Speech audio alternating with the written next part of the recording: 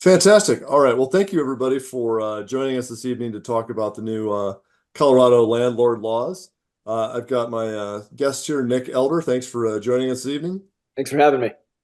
And I've got Eric Ross, who is at EcoSummit Property Management. He's been helping me out managing my properties for what, 15 years now or something like that, Eric? Absolutely, yeah, and that's EcoSpace, not a Echo Summit. That's Ah, a I'm sorry. long time ago, my EcoSpace. friend. Long time It ago. is. Well, Eric, you want to give a quick background on what you know about property management?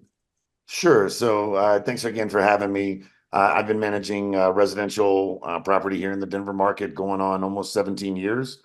Yeah, we've definitely seen a change in the market from the financial downturn through the really, really good years to a lot of the legal changes that have occurred in that time. So happy to be here to chat a little bit about it today. Great. So we got to go through this really quick. We've got a little love letter from our attorney. Probably applies a little bit less in this case than it normally does, but we'll have a lot of forward-looking statements about what's going on in the market. So you're going to hear words like may, will, should, expect, plan, anticipate, believe, estimate. Those are all based on our best estimates, market research that we've done, experts like Eric Ross that we consult. So what you want to do, since this company sourced information, is develop your own point of view around the state of the market, and then consult with all of your financial advisors, your CPA, and your attorney to figure out how this information fits into your overall game plan, so that you kind of make a balanced decision across all of it. All right.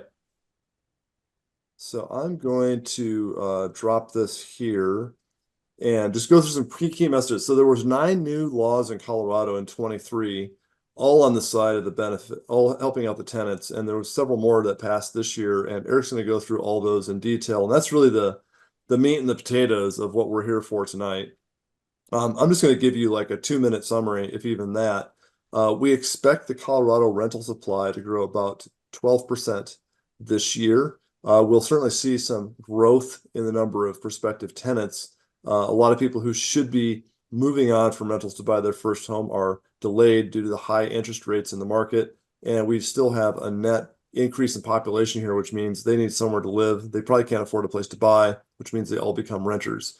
But overall, I expect that we'll see that the vacancy rates will go up a little bit this year and next year, and that the rents will be a little bit on the flat side. Now, that'll be more for the large apartment complexes and multifamily in general. Eric, could you give us a little bit of feedback? Do you think that the houses are going to do a little bit better than the apartment buildings? Typically, yes. So you've got a lot of that supply coming on as brand new build, Class A uh, product line, and the vast majority of folks that I work with, single family homes, small multifamilies that aren't necessarily competing for those same renters. So the Yep. expectation overall is the client base and the tenant base that we work with on a day to day won't see that hit as much. Yeah, that's kind of my anticipation as well. I think something else that's probably going to help us out on the single family and say duplex or condo side is that there's a lot of frustration with the landlords I've been talking to in Colorado about all these new laws, and a lot of them are planning the next time their lease comes up, they're not going to renew and they're just going to sell the property. And odds are that's going to get sold to an owner occupant, not to another landlord. So if anything, we're going to see supply increase in multifamily from all the new construction. We're going to see supply decrease on the single family side. And I think that's going to put a little bit of upward pressure on the rents in that sector as well. All right. I'm going to go over to the next slide here. You guys should have the ability to pull up a chat box. So if you've got any questions, please jot them in there. We welcome your questions. It certainly makes this whole thing a lot more fun, and we'll try to answer all of them that we can. We've got like a lot of people on this webinar tonight, which is fantastic. So, Eric, I just have this one-page slide for the 2023 legislation. Do you want to kind of walk us through last year's changes? Absolutely. So we'll kind of start there with HB 1068. That's going to be pet ownership. Key points on this is it was effective January 1st. The days of non-refundable pet fees have gone by the wayside. They're no longer allowed. $300 deposit that must be refundable. $35 a month pet rent. The legislation, like a lot of this, has been very vague. Is that per pet, per unit? Under the advice of our legal team, we've gone the conservative route. So that's a $300 deposit per unit and a $35 month pet rent per unit.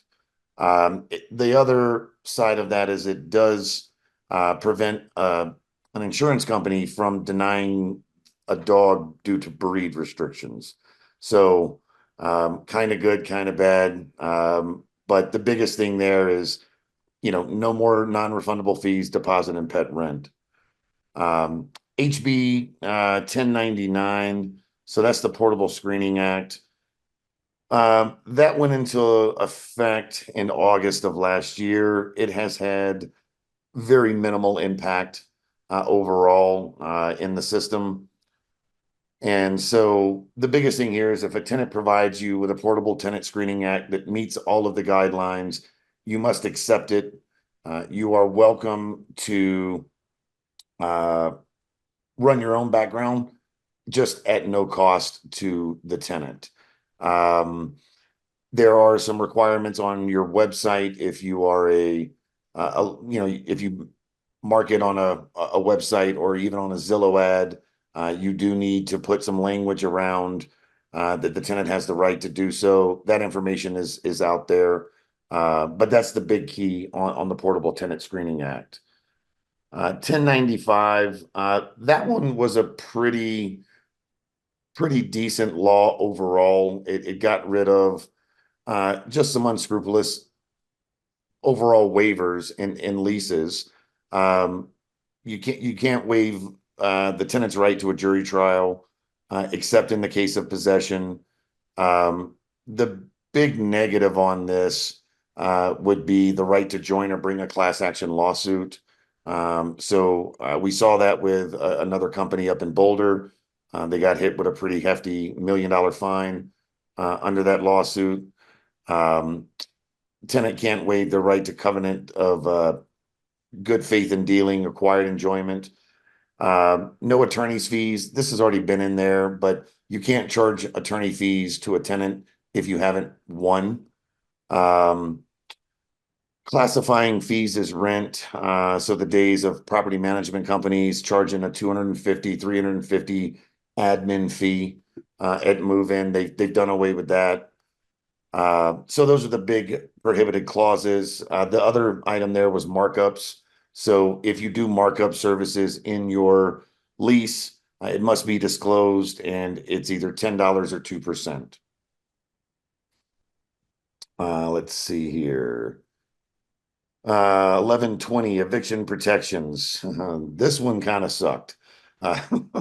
So 1120, it created a mandatory mediation for folks who receive SSI. Hey, Yes. sweetie, you sleeping? Hello. Can everyone attending please make sure to Hey. mute your speakers? So 1120, if a tenant receives SSI, SSDI, or TANF, which is cash from Colorado Works, they have a right to mediation. We have done a ton of mediations at this point, and it hasn't had a huge effect. The biggest part of this law is that if they do receive those items and you do go through an eviction, it's going to the writ of restitution Hi. is another 30 days out. I'm working on the mute here. I'm just about there, I think. Yep. Thank you, sir. 1186 remote participation in residential evictions. So this was a holdover from COVID where everything was virtual. A tenant now has the right to attend their hearing via remote video. We've had several.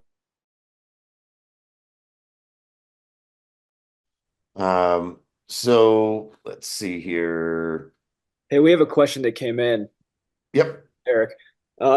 Great question here. What are the rules for having a tenant move out if you want to sell your property? So that was passed in 2024. That's HB 1098. We'll definitely cover that here in just a bit, and I will be very thorough on it. So give me just a wee bit yet, and we will we'll get that one handled. Habitability. So this law, it had to do with the Marshall Fire and natural disasters. It's funny that we passed this habitability law in 2023, and then we've had an entire revamp of that law in 24. So this really has less to do now because they went even further this year. SB 184, protections for residential tenants. So that's going to revolve around security deposit is capped at 2 times rent, rather than, having it up to the landlord. The biggest challenge on this one, is if a tenant is receiving any subsidy, you can't use their credit score or negative information on their credit to, deny housing. So if a tenant's receiving subsidy, we simply don't check their credit because it's irrelevant. Finally, on Most amazing law ever. Can't It's believe that amazing.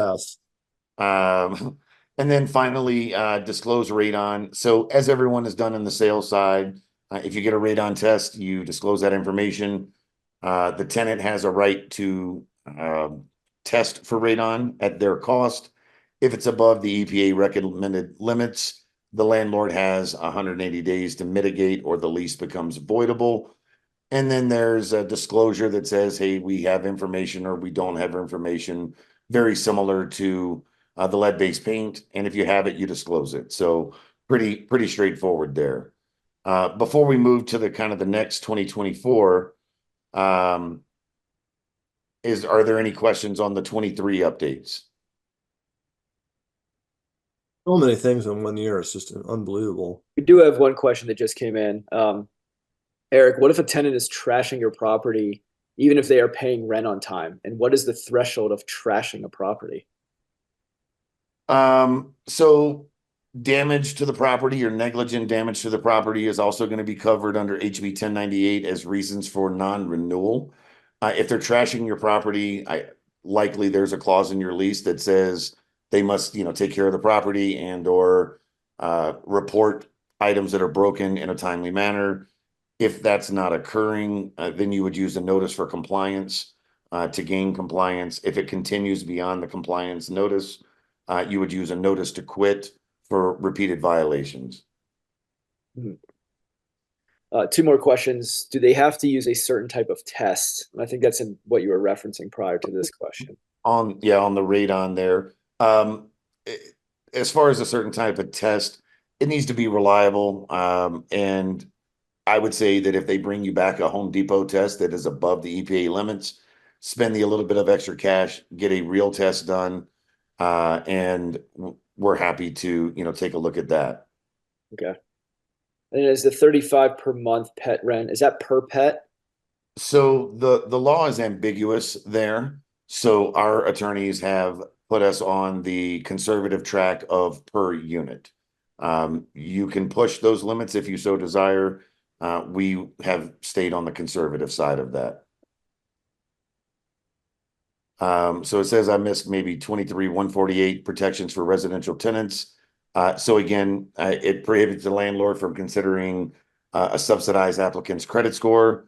It also caps security deposit at 2 times rent. Those are the big key points of those two. Okay. Can charge ESA. Yep. So no, sir. So the ESA is no longer a pet. They're an emotional support animal. There is HUD and FHA guidance on what they need to provide you for that.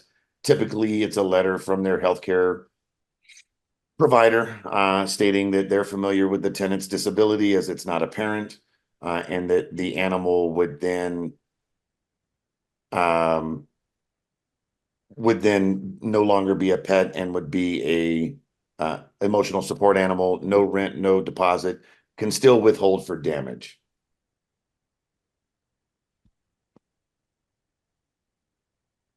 Oh, sorry, and it looks like they said I missed 148. Illegal drug labs. My apologies.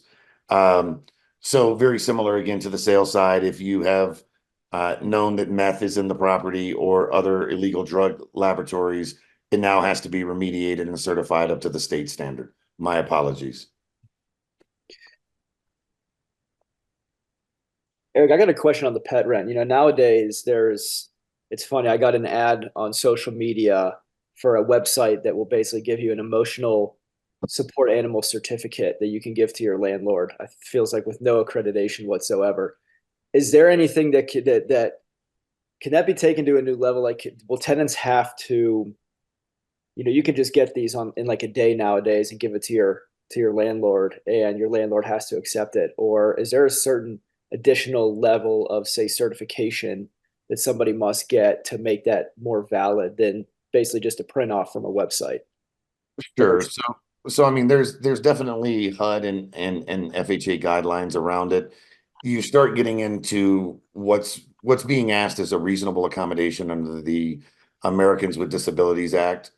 And it starts to get into a place where if someone has gone through the steps, and they provide a letter, which in it should be from a local caregiver or someone that has intimate knowledge of this individual. We do our best to screen, but I'm not going to be the one that's going to pick a fight and get a fair housing or Americans with Disability Act slapped across me for them wanting to have a cat. Yeah. So that's it's a little bit of a slippery slope. Seek legal guidance on that if you want to deny housing because you don't feel it is it's quality information they're providing you. Seek legal advice. Hmm. What else do we have there, Nick? Yeah, if Tom's asking, if I don't mitigate the radon, the lease becomes voidable, but I still don't have to mitigate, right? Um, sure, but then you're going to have to disclose to the next tenant, and I don't know why you wouldn't want to mitigate the radon, but because whether you're renting it or selling it, you're going to disclose it, and likely it become a problem. But by the law, no, you don't. See yourself some nightmare situation, you're required to disclose it, but you haven't remediated it, and then 5 years later, the tenant gets cancer and decides to want to sue you. I mean, do you want to be arguing in front of a jury with that case? I'm good, thank you. Couple more questions that have rolled in here. What Yep. if the condo HOA prohibits pets in the bylaws? So pets, you can say no pets. And I have a condo that we manage that is a no pet policy. And if they have an ESA or a service animal, there are the documents they can require, and the HOA is not going to be able to deny that again as a reasonable accommodation under the Americans with Disabilities Act. I got to roll up the chat here. And one more question. Can you ban just cats, but dogs okay? And vice versa. You can say no cats, no dogs, unless they come in as an ESA or a service animal. Okay. So again, as a pet, absolutely. And then wasn't it always the case that meth props had to be remediated to state standards? Meth, yes. Now they're looking at these as grow houses as well. And again, please keep in mind, guys, I'm not an attorney. And the act is we're just looking at that high level. But yes, if it was meth, absolutely. Any other illegal drug laboratory property certifications, if your property was in that database and it created that database, then that would be what falls under that 148. Okay. Can you clarify, does 23-184 apply only to Section 8 tenants? 23-184. So no, yeah. So not checking a tenant's credit only applies to a subsidized individual, but the capping of the security deposit at 2x is across the board. And then can you please share examples of what items have markups?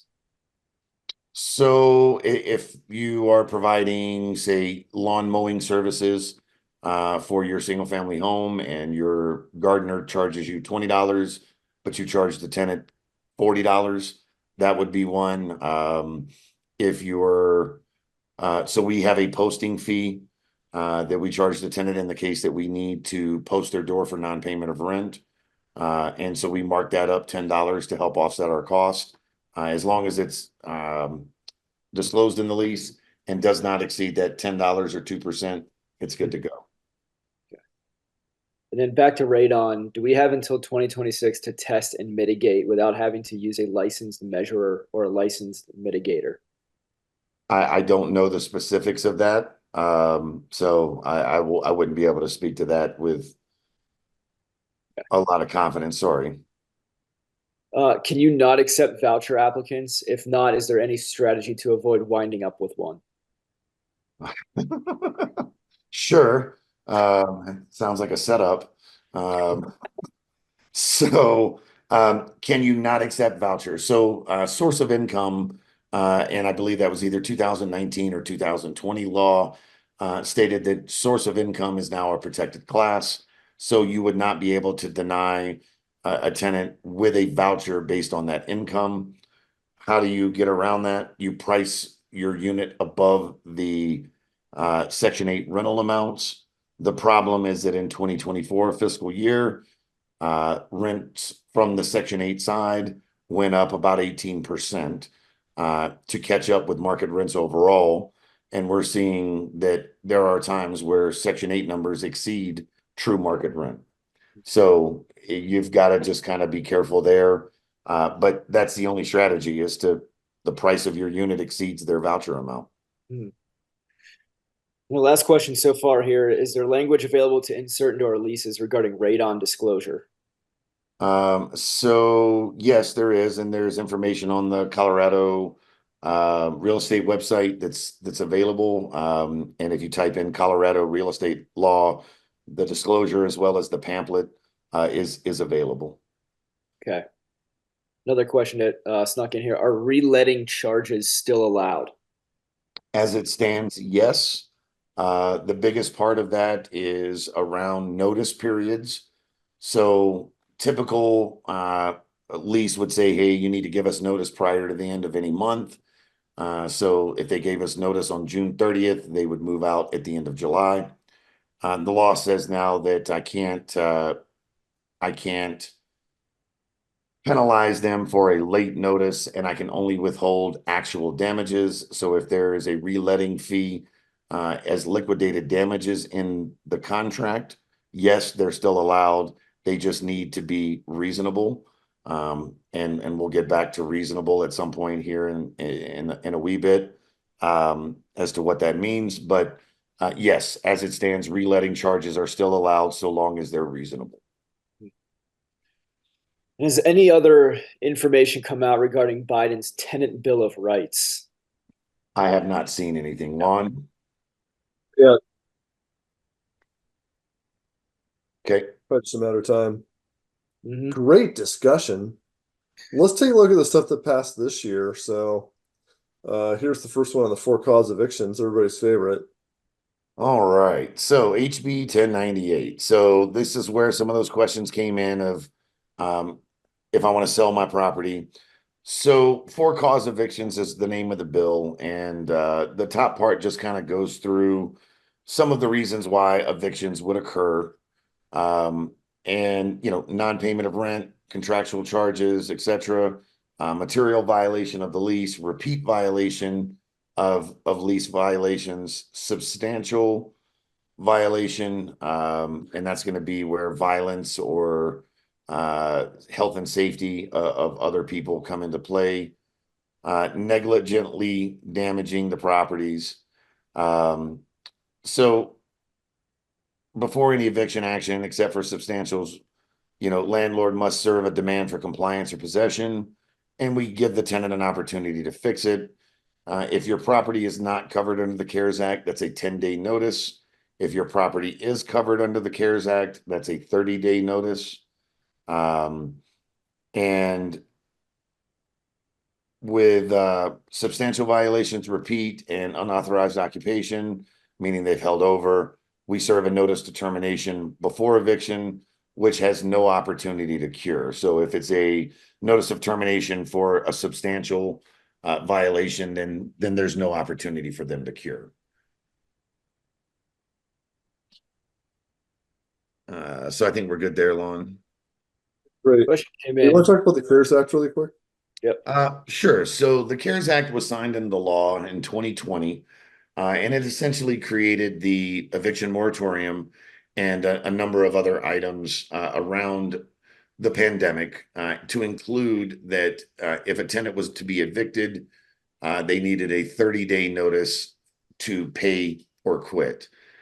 So even though the CARES Act or the eviction moratorium expired in 2023, the Colorado Supreme Court ruled that Congress did not put an expiration date on the notice period of 30 days and ruled that if your property is covered under CARES or your tenant is covered under CARES, that 30-day notice period still applied.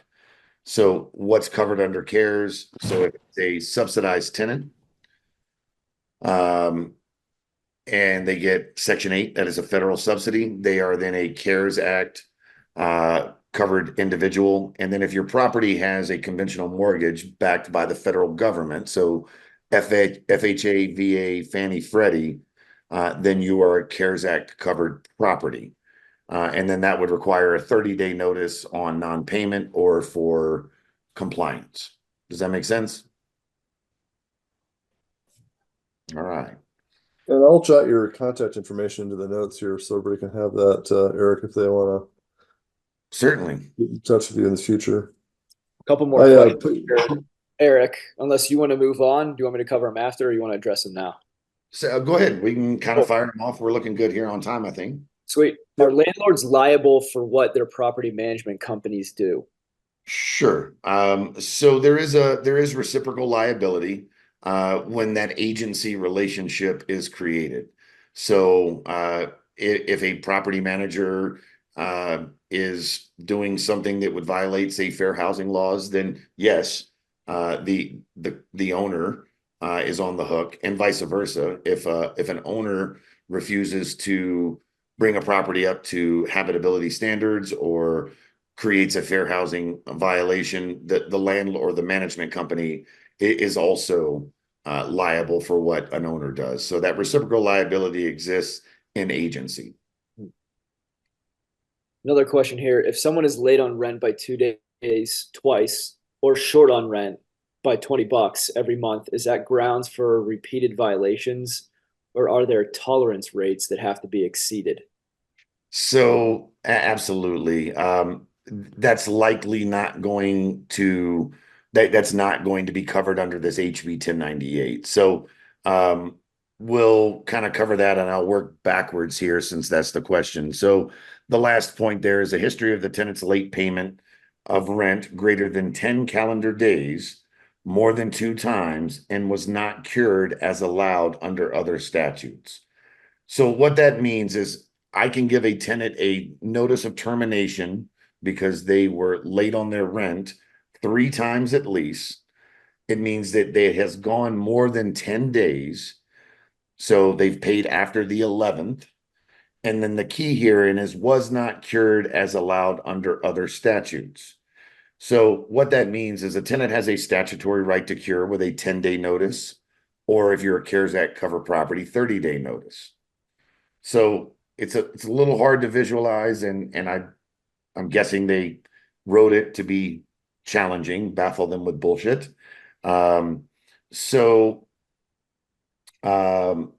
If rent's due on the 1st, I post my notice and it's a 10-day notice on the 2nd. That 10-day notice would expire between the 12th and the 13th, depending on when it was posted. If the tenant pays after that cure period, that would count as 1 late payment under this statute. So that's an example. So your example of rent late by 2 days twice, that would not fall under this statute. So non-renewal notices, notice to vacate have strict usage criteria, and there are very hefty penalties for misuse. That penalty, if used incorrectly, is 3 times rent plus attorney fees if they have it. So if you're not sure how to get rid of a tenant, again, seek that legal advice. Before initiating proceedings, tenant must receive a notice of termination, used to be called a notice to quit, at least 90 days before the lease ends for these reasons listed below. If you're going to plan substantial repairs or renovations to the premises, and that needs to be more than carpet or paint. And it does speak specifically, excuse me, to if a tenant needs to be out of the property for more than 30 days. So it needs to be pretty substantial. You're redoing the entire kitchen. We're redoing, a complete bathroom, etc.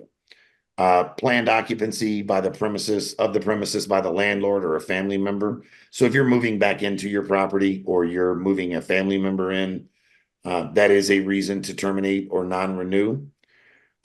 If you're going to withdraw the premises from the rental market for the purpose of sale or to make it a short-term rental, that would also be a reason. And then the refusal of a tenant to sign a new lease with reasonable terms.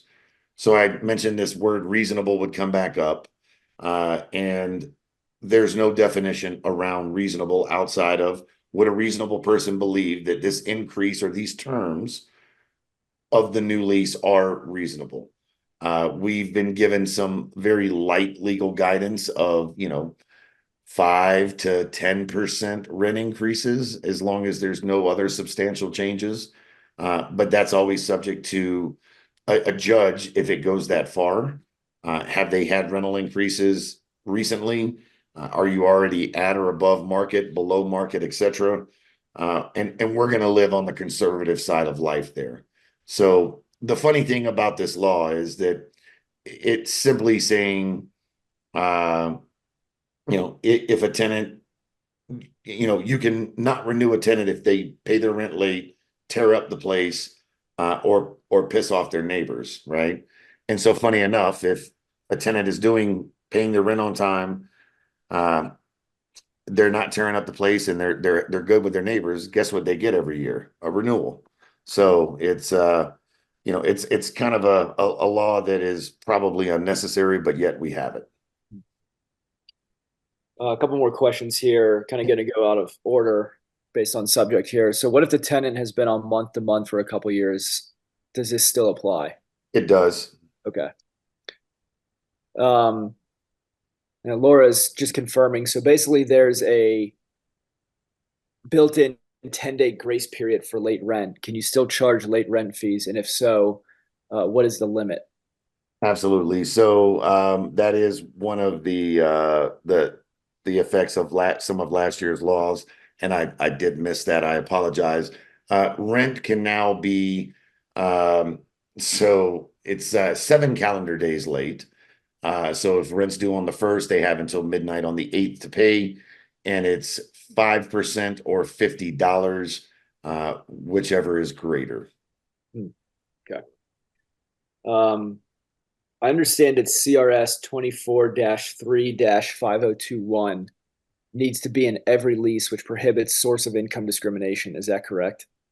I believe so. I don't know if it has to be in the lease. I've not gone back and looked at that. 24-3-502. I'm not familiar with that text off. Source of income discrimination was from a couple of years back, so I'm not sure. I can't answer that. Sorry. What if you are using Airbnb midterm rental type rental structure? If you have 60-day rental or 90-day rental, do I still have to give a termination notice? Sure. So there are a couple of carve outs here. And so one of the carve outs is if they have not been in the rental property or if they've not been in the property for less than 12 months. So if you're doing the midterm, it would not apply under this statute. There's some others, and I don't do short term or midterm, but that is one of the carve outs on this law is if a tenant is in the property less than 12 months, there are some carve outs for it. And then for anybody, somebody asked for an attorney referral. Bob Graham, his contact info is in there. Lon just added that in the chat. So if anybody wants an attorney that can draft up a lease agreement with these changes, he's your guy. Let's see. Shayna, did you say something about a cap on how much rent can be raised? No. So as it stands, there is no rent on, there is no cap on rent raises. They would need to, so there's no cap. If you give a tenant a lease that that you've raised their rent $400 and they sign it, you're good to go. And if they refuse to sign it and you remove them under the statute, you would need to understand that it may or may not be reasonable, but there is no cap. Okay. Do these same rules apply if you rent out part of your home? I don't know that. I don't work within that space, so I can't answer that. I'm sorry. I think you're allowed to pick your roommates, and the fair housing laws don't apply to that. So I would imagine this would be in the same situation. Talk to an attorney, but Please. If you have several people that went, oh wait, I just lost it. Hold on. Okay, if you have several people that want to rent your property, how do you choose so you don't get in trouble with the losers? Sure. So we process applications in the order in which they're received. The first complete application that meets the minimum criteria is offered the property. As a private landlord without a real estate license, you can be a bit more lenient or flexible. If you have a real estate license, you're held to the same standard I am, so be careful. But that's how we operate in the rental application space. Okay. So when people call and ask if you can take Section 8 tenants, are you required to say yes? So our answer would be, if a tenant calls in and says, "Do you accept a voucher?" Our answer is yes, we accept vouchers provided they cover the rental amount that we are asking for. So the answer is yes, we do accept it, but not on my $5,000 a month rental. Somebody's asking, was the 3x income question answered? Can we still require 3x income for applicants? No, you cannot. 2x, 2 times rent gross income is now mandated by the state. If the lease is expired and it's month to month, can you still serve a notice to quit? Short answer, yes. It would now be a 90-day notice to terminate, and it needs to be still for one of these other reasons: late payments, negligent damage to the property, quiet enjoyment violations, lease violations, or refusal to sign a lease with reasonable terms. But just because they are month to month, no, you can't just say, "Hey, you're not getting a new lease, move out." Okay. Somebody's saying, I offer a discount for rent paid on time. If they are late, I charge the amount in the lease, including the discount. Is there any reason to consider this with the new laws? I guess it would depend on what the difference in the rent is. Is it a penalty? Is it not? I don't know how that would kind of fall in. It's not a practice that I'm familiar with and haven't done, so I can't really speak to that. Sorry. Okay. Somebody's asking, why doesn't the real estate commission just write up a lease with all these changes? But a lot of attorneys that lobby the lawmakers, and it's not in the attorney's best interest for that to happen. Yeah, that sounds about right. Yep. It is my understanding that landlords with 5 or less single-family homes have an exemption and can refuse Section 8 housing. Is that correct? There are carve-outs for 5 or less. Again, I don't know because I manage more than 5, so it would be not an exemption that I would have, even though if my client has one, it's if your management company has them as well. I can't I can't speak to that carve out on denying Section 8. I believe, again, source of income is a protected class, and you cannot deny housing for such. But again, these are nuances of the law, and I am not an attorney.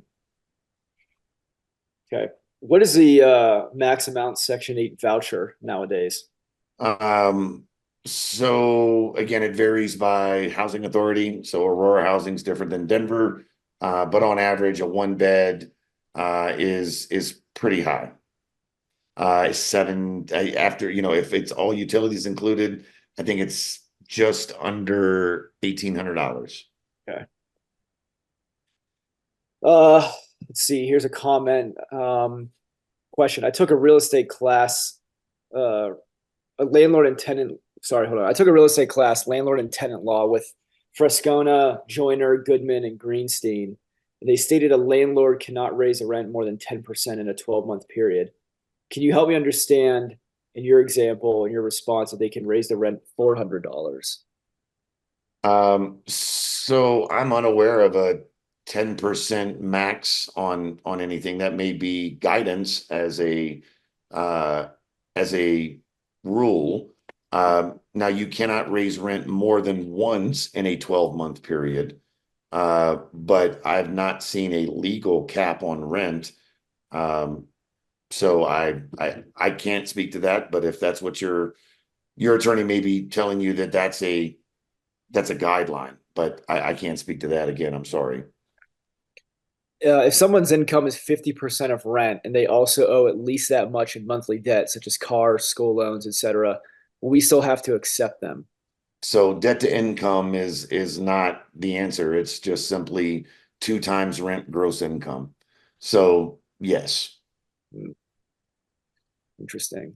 So we've got an attorney here, and they commented the discounted on time rent will likely be called the standard rent by a judge. The full amount late rent will likely be called a penalty. So that's subject to the late payment laws. Thank you, Daniel. And then when did income become a protected class? So again, sure, right? source of income, I believe it was either 2019 or 20. Those are all the questions. Very engaging. Thanks, everybody. Awesome. Oh, here's another one. Can you limit the number of people on your lease? For instance, if I have a 2-bedroom and a family of 8 wants to rent it, can I deny based on that? So I'm sorry, Lon. Nothing. Oh, so the state did pass a law preventing occupancy limits to be passed by municipalities. I don't recall it speaking directly to what you could do individually. I would be careful around that. A 2-bed and 8 people, an extreme example. Can you deny? I'd ask an attorney again. Typically, I would try to steer away from that due to just use. If a squatter moves in with a fake lease, what is the best process to deal with that, and what are the laws? So typically you're going to find out they moved in with a fake lease. There is a process in which you can get a squatter out faster. Seek legal advice. I don't really want to speak to that because it's such a unique situation, and there are some very specific things around that. So these are all great questions, and they're very nuanced, and they're for someone much, much smarter than I am. Is there anything precluding tenants from covering all minor maintenance expenses less than $100? I think that fall under some of the habitability stuff. And there are certain items that are contractual, like appliances, window screens, whether they were there or not. So I think you'd be challenged on that. If it's tenant abuse, then you can always charge it back. But landlords are required to maintain the property unless it's tenant damaged.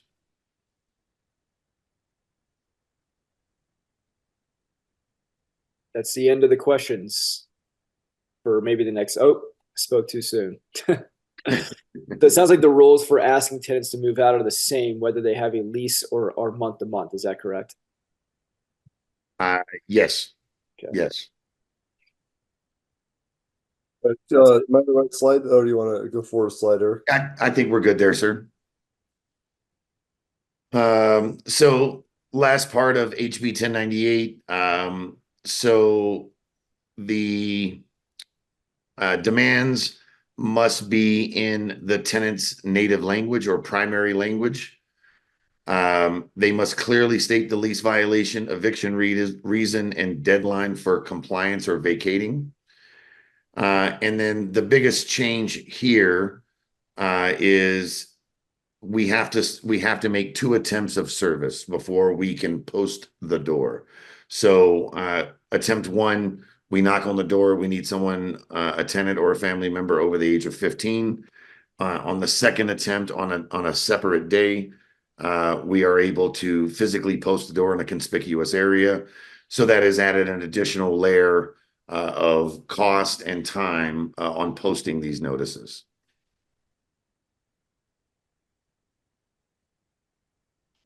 So I think I'm good there, sir. Cool. And as I mentioned, the lawn prior to this, I've gotten a number of updates from both of our attorneys around habitability. The habitability law has changed significantly. If a tenant calls and says that they are reporting in habitability issues, seek legal advice.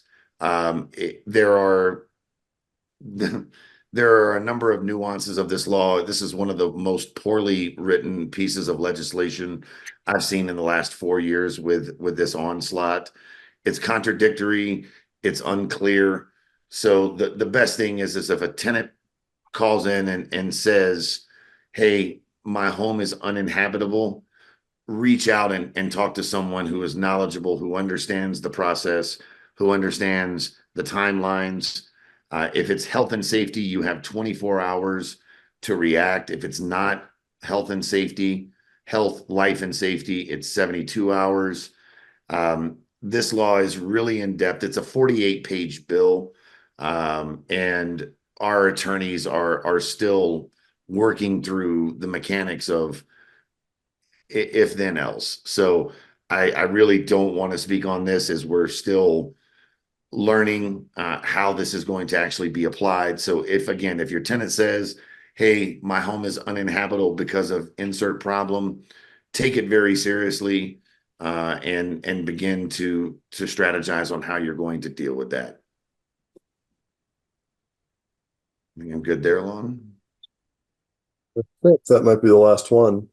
All right. So, someone had asked on the notes, you're seeing a lot of landlords deciding to get out of the business. The answer is absolutely. So, if you would be facing a capital gains tax bill and you need to figure out how to manage that, sign up with Nick or I, and we can give you a bunch of ideas on tax management if you're going to sell one of your rentals and move it into passive income with us or somebody else.